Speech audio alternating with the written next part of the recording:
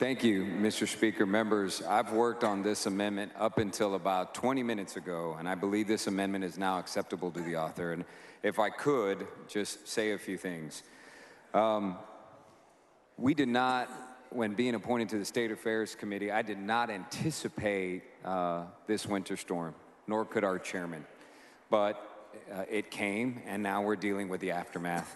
Those of us on the committee at our first organizational meeting really pressed the stakeholders to come to us with bold innovations, because all of us have to go home and answer to our constituents that we did something to ensure that this wouldn't happen again and again and again. We're making some progress. This bill makes some progress, but we do not have an emergency contingency plan that we can go home and tell our constituents that they don't need to worry, that the rolling blackouts that are imminent this summer and probably again this winter are going to be taken care of. I felt that the bill that we initially filed and heard in committee would have been a great, bold, innovative solution to the backup dispatchable generation problem we have in our state. It unfortunately did not get the support in committee. But we have SB 3, and what SB 3 does is set up an advisory committee, and that advisory committee should consider all viable options. So this amendment is just for a purpose. a study amendment. I'm almost through. Will the gentleman yield once he's done laying out? Yes, I will yield. He will yield. Thank you. What I was told when laying out my bill in committee that creates a Texas Energy Power Reserve, which is 8 strategically placed backup generation facilities, was that we shouldn't roll with that amendment and establish that program, that it should be studied first. So, Chairman, this is what we're doing. We're going to study it as part of this advisory committee. Happy to yield. Mr. TINDERHOLT for a purpose. Will the gentleman yield for questions? Will the gentleman yield for questions? I sure will. Yes, thank you, sir. So this is basically a significant amount of fully regulated generation where every dollar is paid directly by taxpayers dropped into a competitive electricity market. Is that correct? This is just a study.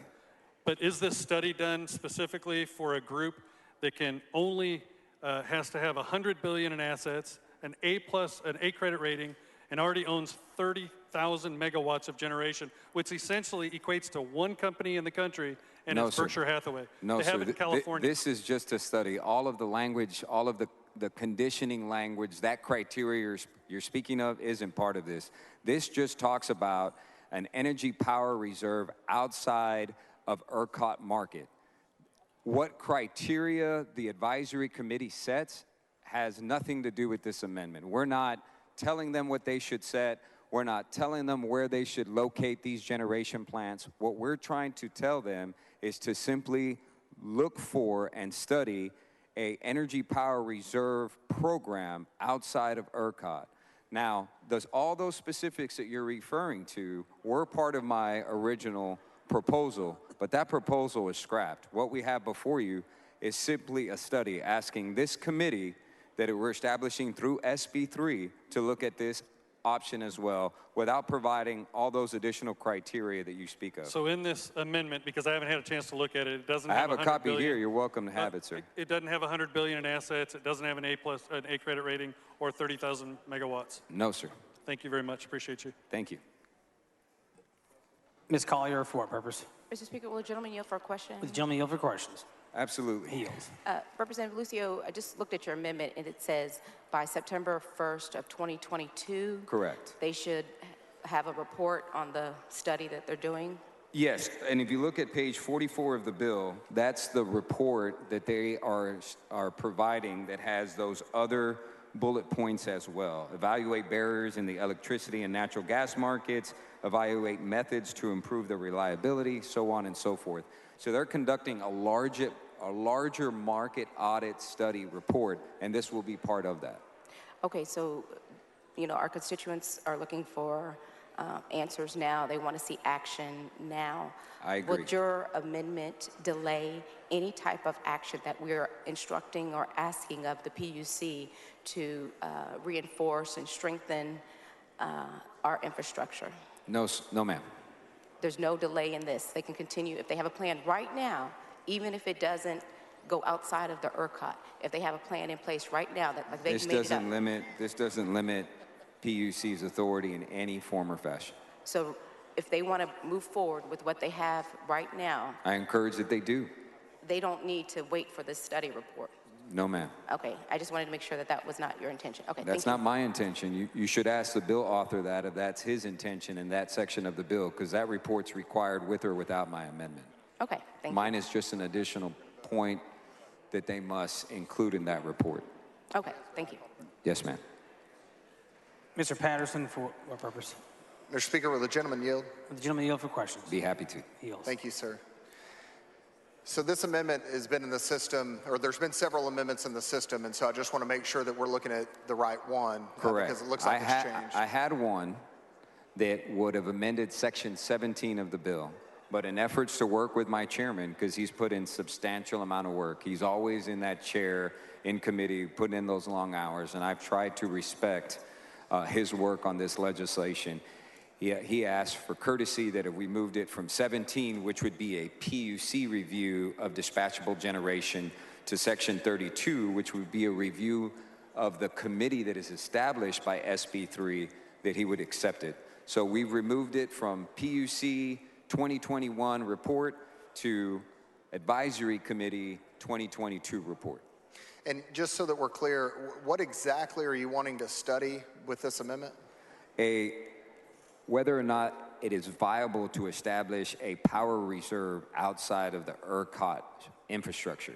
And my concern with that is whether we appreciate it or not, there's a disincentive by the current market participants to do anything in a bold fashion to create reliability in times of need. The scarcity pricing creates such high profit margins for these companies that there is not an incentive for them to build reserves that would eliminate scarcity pricing scenarios. Why do we have scarcity pricing? Well, we have scarcity pricing to artificially deflate pricing at all other times of the year. So I like to compare scarcity pricing to going to the grocery store.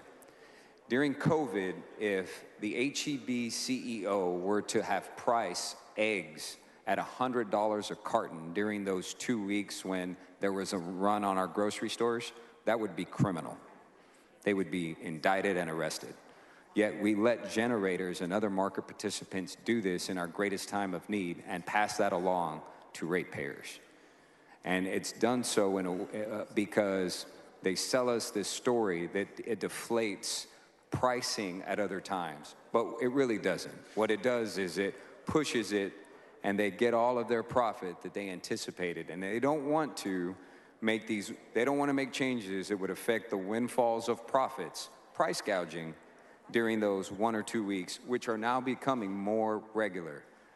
I don't know about you, Representative, but I don't want to come back in a special session after rolling blackouts this summer and have to answer to our constituents that we did not push the boldest, most innovative way to solve our generation and supply issues in our state. I disagree with you on the premise of why we have scarcity pricing. If the generators were making so much money, then they would build more generation capacity, and they haven't in multiple years. Well, let me ask you, why build more generation capacity and spend all that capital investment dollars if you can make the same return by just charging more for the generation in your current infrastructure for those times when it's in high demand? Well, I think the question is why did the government allow the scarcity pricing to reach $9,000?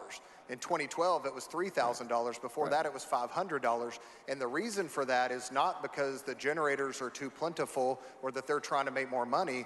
But my question to you is, isn't the reason that we keep having to artificially inflate scarcity pricing is because of the federal production tax credit on wind and other incentives for the wind industry that have deflated prices, and the generators can no longer make money in our market, which is why they haven't built more, which is why we have to artificially inflate prices to $9,000? Well, first of all, we're addressing some of the issues with the allowance of going up to 9,000, and that's been addressed in other pieces of legislation. But sitting on state affairs as I have and listening to days and days and days of testimony, it's abundantly clear that our current system, which in 2011 and the emergencies that happened before then, when we're told to leave it to market participants to solve, and they keep failing us, right? I would suggest that the if government keeps failing us. if I could, oh, they did fail us. So I'd like for you to go and answer to those families who lost loved ones in the freeze and say that they didn't. Gentleman's time has expired. Chair recognizes Mr. Paddie to speak on the amendment. Thank you, Mr. Speaker, members, and I appreciate Mr. Lucio, who is also a very valuable member of the State Affairs Committee, and I appreciate all his hard work this session. This is something that he and I have visited about a whole lot, and we all share the concern of ensuring that we don't have situations like we had during Winter Uri. And so this is a study, and I will point you to where he's now proposing to put this in Section 32 of the bill, which is the study portion of the bill, where we're going to take a look at the market overall. And so I think the concern initially was in doing so that this option might be excluded from that conversation or that look as we take a holistic approach.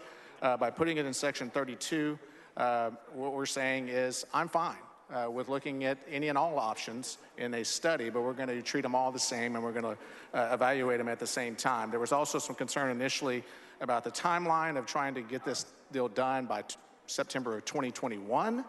As much as I would like to have this information tomorrow, all of it, I don't believe that that's reasonable, because this is going to be peeling back the layers of a very, very complex market. And I think that we should evaluate them all during the same period of time here. And so I appreciate Senator Lucio working with me to move this in what I believe is the appropriate portion of this bill, so that this issue could be looked at the same time. I'll also tell you, just in speaking to the issue of whether or not PUC would otherwise have the authority to look at them, I've maintained throughout that they would actually have the authority already. In fact, I would point to some instances back at the PUC back between 2012 and 2014, where they looked at two different proposals that had some similarities at that time. One procured demand response to fill the gap, but one would have procured capacity to fill the shortfall, just like a proposal like this might as well. And so they considered them along with other proposals, and they had the authority to do that at that time. So I feel that they still have that authority today, but I'm happy to work with Mr. Lucio to explicitly put that in this bill that says that this, in fact, will also be one of the things that gets considered. Mr. Speaker? Ms. Collier, for what purpose? Will the gentleman yield for questions? The gentleman yield for questions. Happy to yield. He yields. Chair Paddie, I want to just ask a question about the report. So if the report has a finding that it would be advantageous for the state to go outside of the ERCOT program or system and use a private third party to reinforce our infrastructure, does this bill or this amendment give them authority to act on any recommendations without any legislative input? Well, I would tell you that, again, Section 32, of which he's seeking to put this in, is the section where we create the State Energy Plan Advisory Committee, which consists of 12 members that are appointees of the governor, the lieutenant governor, and the speaker. And that could be, I'm assuming it's a combination of maybe members and maybe similar to what we do with Sunset and some others, where you have some sort of outside participant as well. And so all we're saying in Section 32, which this would now become a part of if adopted, is that when they're putting together that looking at these options, and all of them, including evaluating the electricity market structure and pricing mechanisms, including ancillary service market, emergency response services, all of those things, that while they're looking at all that, they'll also look at this as well. And then by September 1 of 2022, they will deliver a report to us as a legislature, which obviously would be in advance of the next session, that we could then take action on as a legislature to give clear intent to the PUC and or ERCOT of what we might want to do in response to the findings that we took the time to very deliberately study and make sure that if we're going to do something to tweak this market, that's the appropriate thing to do and that doesn't have unintended consequences or some impact that we might one day regret. And so it's about getting it right, and I would share everyone's concern that we want to do this yesterday. But I believe it's unreasonable to ask that we we take a complicated market that exists today and fully peel back all the layers and come up with the exact solutions without taking the time to really study the market impacts, the cost to consumers, your constituents, mine. All of those things should be factored into this discussion. Let's come back with good information and get it right. Okay, so then they will not be, if the report makes a recommendation, they will not unilaterally implement it until they come back and we give them more direction. Yeah, I don't know about you, but when we pass a report in the committee I'm on, they don't always do it, right? So, well, I'm asking if this will give them the authority. No, there's no you must necessarily. Now, we might as a legislature take the information that we get on September 1, 2022, and we may decide in 23 to take very specific action. That would be appropriate. And I think the PUC would welcome that. Beforehand? Would the PUC be able to do that beforehand? Well, I would argue that a lot of things that we're going to have them look at, these are existing things today. When you look at ancillary services and some of the other reliability services, these are existing products today. So if the PUC, if the report says it's better to use an outside party, outside of ERCOT, would the PUC be able to do that without coming back to the legislature? I believe that they ultimately would. There are examples that I noted a little bit earlier where they've been able to study this. Now, so I would be very honest with you. Do I think that the PUC would take action without clear intent from the legislature? I'll be very honest with you. No, I don't think they would. But they could.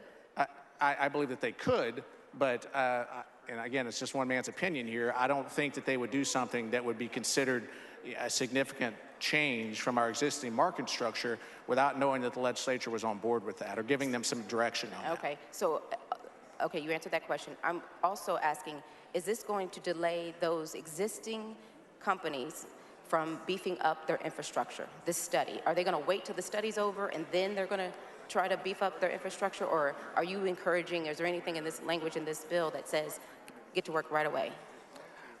Ms. Collier, I'm not sure that I can really directly answer that, because I could say my desire and my willingness to take a holistic view and do a study is not related to any company and whether or not that company can or can't take action. I'm looking for good policy overall and how we address You're not looking for them to wait for the PUC report before they take action?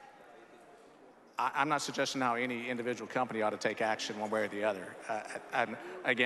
What I am seeking in the study portion of this bill is to make sure we have good, solid information as a legislative body to make good decisions on a very complicated issue, and then give clear intent and direction to the PUC and ERCOT to address those challenges with whatever solutions we may come up with. And that's based on the report findings? Yes, ma'am. All right, thank you. Mr. Anchia, for what purpose? Thank you, Mr. Speaker. Will the gentleman yield for a couple of questions? Will the gentleman yield for questions? Would be happy to. He yields. Thank you, Chairman Paddie. Just really quickly, there's been a lot of dialogue back and forth, and I want to make sure I'm understanding Section 32, since folks have referenced it. That's the part of the bill where the State Energy Plan Advisory Committee, that's composed of 12 members, is going to be studying a subset of issues that are contained in subsections 1 through 4. They're going to be looking at methods to improve reliability, stability, and affordability of electric service, and they're also going to look at evaluating the electricity market structure and pricing mechanisms. And I just want to get your thoughts and your intent as the author of this bill. Do you think that the authority already exists in the bill to look at the things that are being requested by the amendment? Do I think the PUC already has the authority to look at these things? I think they absolutely do. Or that your bills are in the study section in Section 32 says, hey, it's going to be a broad study. It's going to consider all of these things anyway. Right. I believe that exists today, but I do see the value, or else I wouldn't have this section in my bill. I've given some really clear intent here that, hey, we really do expect you to do what we think you're already able to do, but we kind of would like to know that, and we'd like to know it by a time certain as well, because we'd like to find some solutions going forward. And so your thought is, hey, it's already covered by this study section. Among the many things that the committee is going to study will be this type of market structure, right? Right. Well, and again, I really think in subsection 4 of Section 32, where it talks about evaluate the electricity market structure, pricing mechanisms used in the state, including the ancillary services market, and emergency response services. I would actually make the argument that this would probably kind of fall under that. However, I know there's some concern that maybe that's not the case, which is why I've been wanting to work with Mr. Lucio about specific language related to a regulated emergency power reserve. I appreciate and so it. I think it Thanks would for get looked at clarifying that. anyway, because it's been shown to be the case in the past.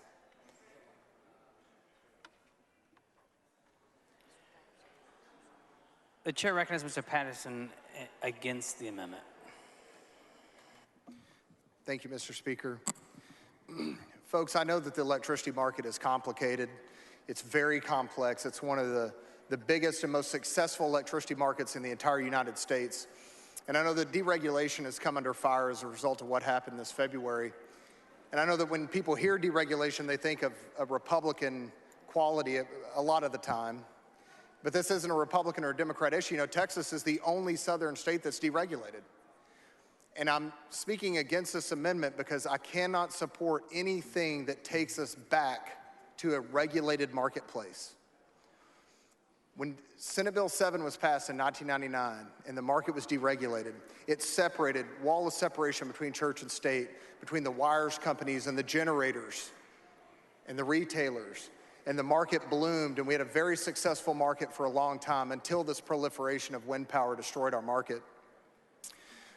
But the legacy generators are capped at how much electricity that they can have on the grid at 20%, 20% cap in the market.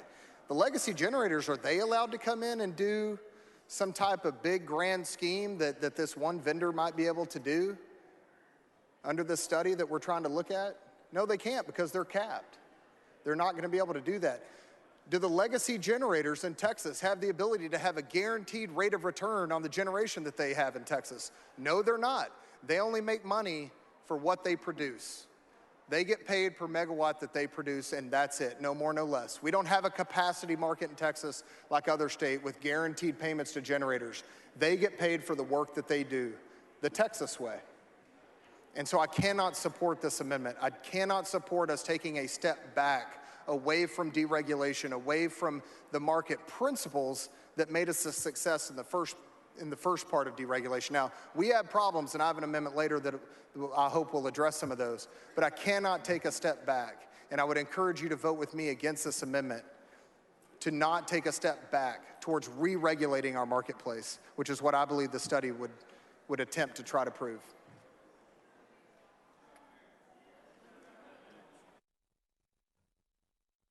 Any member would speak for, against, or on the amendment? The chair recognizes Mr. Lucio to close the amendment. Ms. Thury, for what purpose? Mr. Speaker, I have a question for Representative Lucio. Mr. Lucio. I don't yield at this time. Just a I don't second. yield at this time. Members, I'm not sure what our hesitancy is here. If we can recall the pain we felt in February, the pain our constituents felt in February, why we wouldn't want to look at any and all viable options. And I'm not trying to favor one side or the other. Frankly, I don't care who participates in this out-of-market solution. What I care about is putting tools in the toolbox of this advisory committee that we're establishing to look at all viable options. How could you go home to the people that suffered in that winter storm and say, we only wanted to consider things within the context or box of how generation works today, and not any and all possible solutions? All this is giving them an opportunity to study any and all options. If they're going to take action, it's going to be with our consent next legislative session. That's the bottom line. The PUC, after everything they've experienced in the last few months, is not going to sidestep the legislature and do something outside of what our blessings would be. I yield at this time. Ms. Thury, for what purpose? Would the gentleman yield? The gentleman yield for questions. I will. He yields. Thank you, Representative. I appreciate your comment. And in fact, I am one of those people that is still not living in their home as a result of the freeze. Sorry to so for hear 4 months, I've been sleeping in my niece's bedroom. So it's been very difficult for me and my family. My question is, when you say that, and I agree with you, we have to be able to go back and explain to our constituents that we we left no stone unturned. My specific question, just so we all understand, because it appears from just talking to members on the floor, there's some confusion about this new amendment.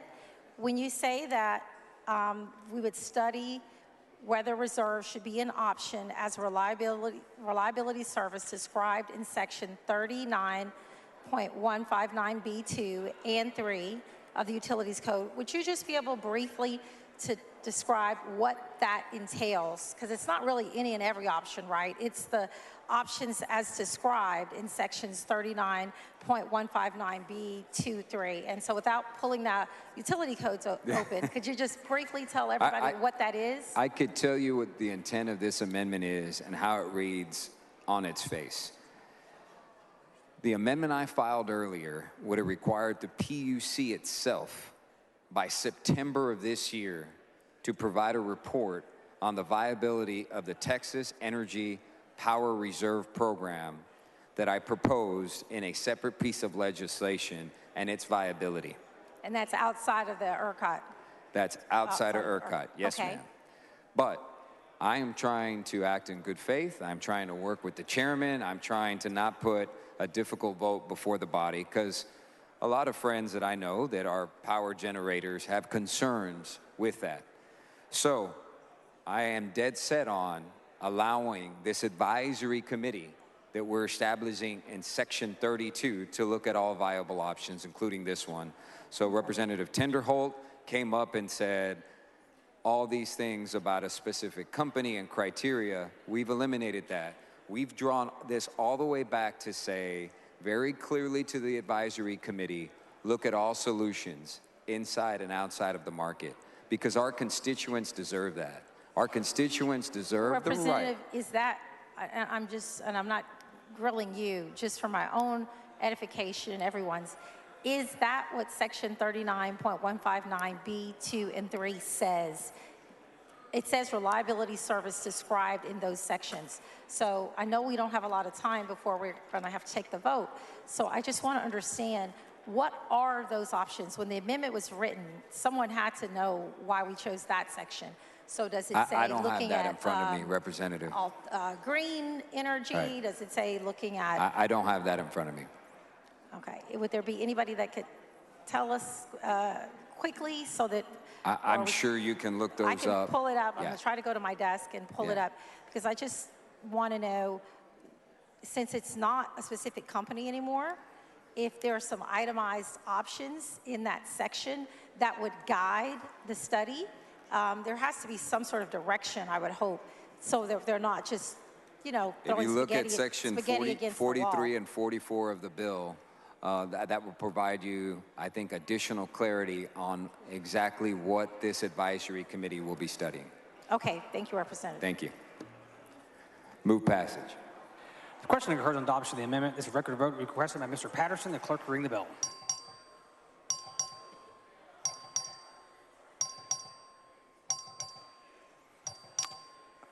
All members voting. There being 45 ayes, 95 nays, the amendment fails to adopt.